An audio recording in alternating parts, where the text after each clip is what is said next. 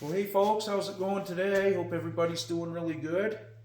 We got a neck on the bench today. We're going to put some tuners on it and probably bolt this on a guitar here eventually.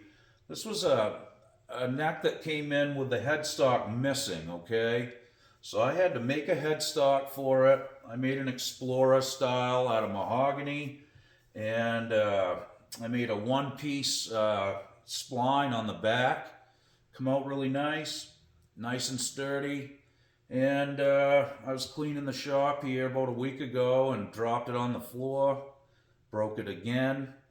Long story, but I ended up fixing it again, and I had to spline it this time. I put two splines in, so let's take a look at it, and we'll get right in there and get our hands dirty. Okay, here we go.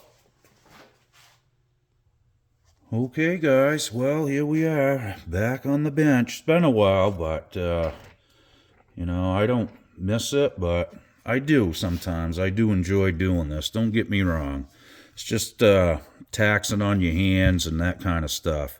Okay, so, again, this was broke basically right here. Now, this had an acrylic headstock on it. This was given to me by a friend, and he's been really generous about giving me parts and all kinds of stuff, tools. So I want to give a shout out to him. We'll just call him Gus, okay? Anyway, thanks, Gus. So we did a one-piece patch job on this, and what I did is I routed this out and the neck actually to the same depth, and made a one-piece mahogany kind of spline, okay? Glued it on. Figured it would be a lot more surface area for glue instead of just the two strips that, a lot of guys do. So, again, luck would have it, I dropped it on the floor, and it broke it. And I ended up having to route a lot of the patch that I made off it because it was raised up a little bit more. It was a little thicker, okay? And it was almost like a volute kind of thing. Anyway, it was still kind of intact, but I planed it off with a router, and then what I did is I drilled two holes in here and put a couple dowels in and glued them in there, basically just to get this thing back, intact and hold it while I routed the strips out for the splines. It's not the prettiest job I've ever done, but what are you going to do? I mean, it looked great before and it broke again, so here it is, it's just part of the gig. So anyway, that's what I did. I put two splines in, okay, and I used hardwood. And what I ended up having to do here was this. I know a lot of guys are going to think this is really a bad move and like screwing the next guy over that's going to work on it, but it really isn't. What I ended up doing here was, I'm going to try to zoom this in a little bit. I drilled a hole this way on an angle. You can see, and I put a screw in there, okay? And then I cut the screws off with a grinder. Flushed them off to the wood. And I got a truss rod cover I made that's going to cover the screws and take care of all that eyesore. So this was really a weak joint, okay? Even with it splined on the back, and I had this glued, and I think it would have worked because the force wants to pull in this direction, okay? But at the end of the day, when it hit the floor, it broke a piece out of here, and I'm going to try to, maybe fill that with glue, clear glue, just to make it look a little more presentable. So in any case, what I did is I drilled a hole here and a hole here on an angle. You can see the screw right here, okay? If you look close, because of the acrylic. And you can see this one too. There you go. It's going right down at an angle, okay? So, in any case, this thing is not moving ever again until I drop it again, I guess. So, all joking aside, folks, I think it's going to be okay now. So what I'm doing here is I'm going to put some tuners on it and get it ready to put on a guitar and maybe put it into service. I did do a fret leveling job, polished them, dressed them. Everything feels really good here on the fretwork. So what I've been doing is going through boxes of tuners, and I've got piles of this stuff, takeoffs from guitars and that kind of thing. They're all good though, and they work. So I had a couple sets of these gold ones. They're not high-end tuners, but they do work good.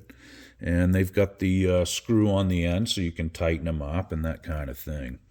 So I had some silver ones, and the silver ones weren't quite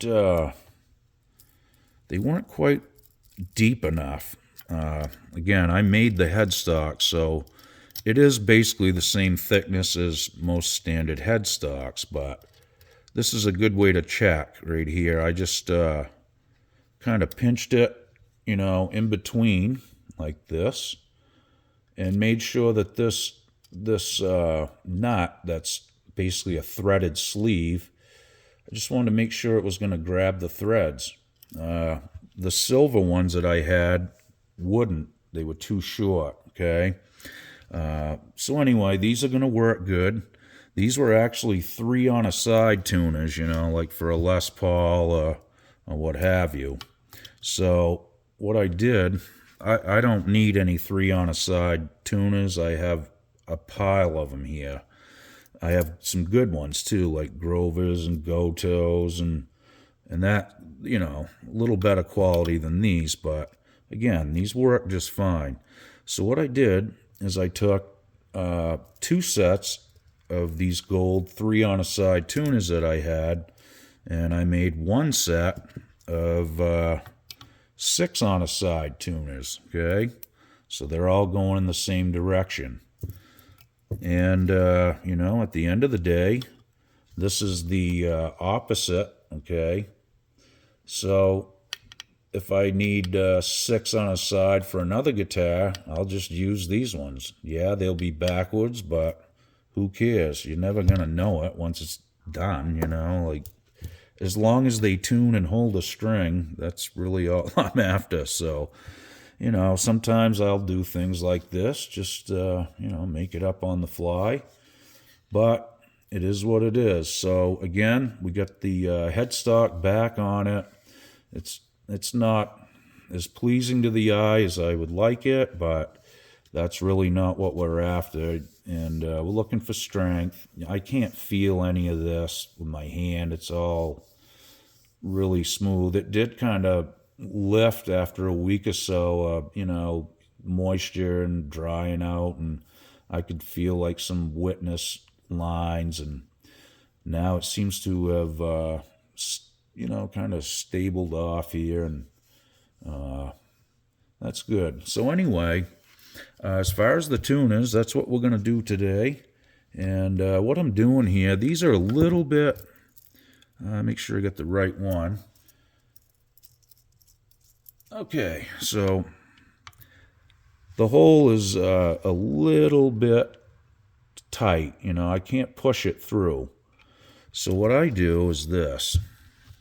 You can do this a bunch of different ways. You could re-drill them. You could take a file and file them. I like to use this hand reamer, okay? And, this is a really valuable tool to have for this sort of stuff, okay?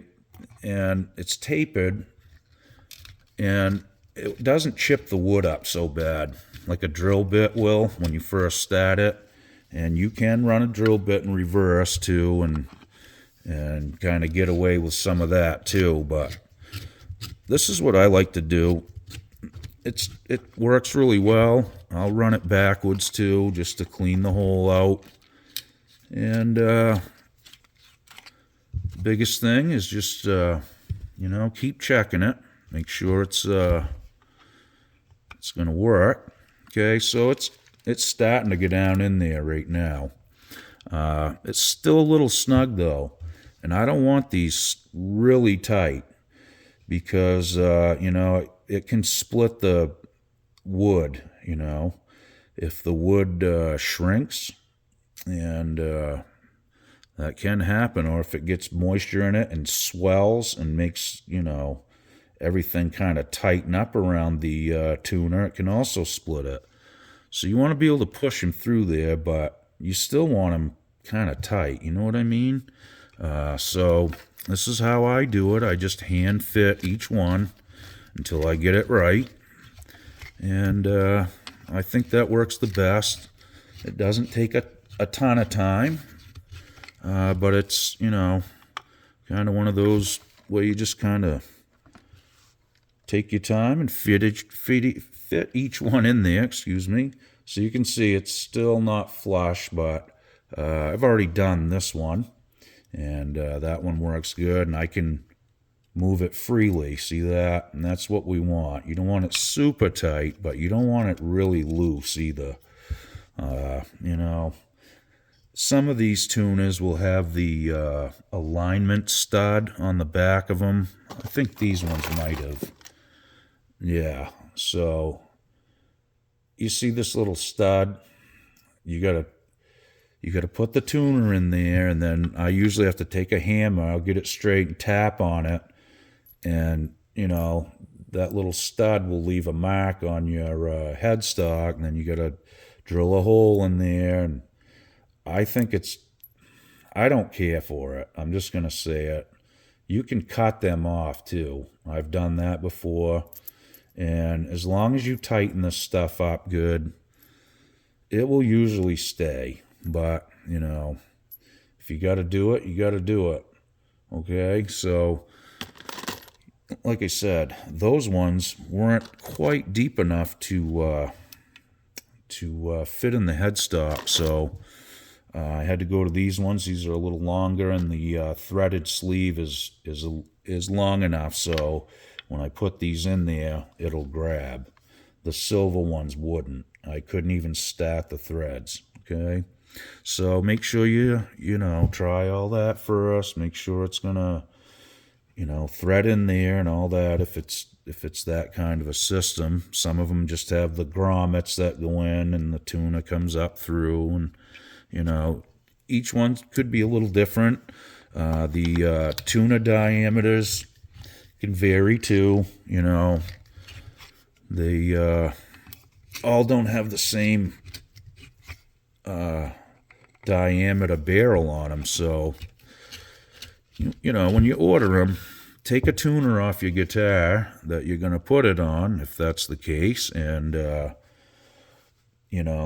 measure the hole, and make sure that you order the right tuners, so you don't have to keep re-drilling your headstock out bigger or reaming it. It's better to just put a direct replacement in there if you can. I hate to widen these out. You only have so much meat between the edge of the hole and the headstock. So it's something that you got to keep in mind is all I'm getting at. And, like I said, this was the worst case scenario for a headstock fix for me. I hated to do this with the screws, but it had to be done. Once I drilled them out, I cleaned the holes out, pumped some super glue in there, and drove the screw right in. Let it harden, then I cut them off, and then just, took my time and filed them down smooth. And like I said, when I get the truss rod cover on there, you're not going to see it. Now if somebody down the road has to do some repairs on this, it's pretty obvious they're going to see that. But when they take the truss rod cover off, they are going to at least see that there is some screws in there. hopefully it'll never break again. As long as it doesn't drop, I don't see no issues at all with it. So should work out good. Well, thanks, guys. I'm not going to bore you with the rest of the installation on these. I just wanted to kind of demonstrate a nice, easy way to do it with a reamer. And, you know, it doesn't chip the wood around the hole. That's the biggest thing, you know. You start getting drill bits in there, and if they're not quite lined up on the hole, you know, if you're using a drill press, as soon as that bit touches that, it'll just chip around it. And if you drill through it, it's going to chip through the backside unless you have wood against it. So all things that you should keep in mind for sure.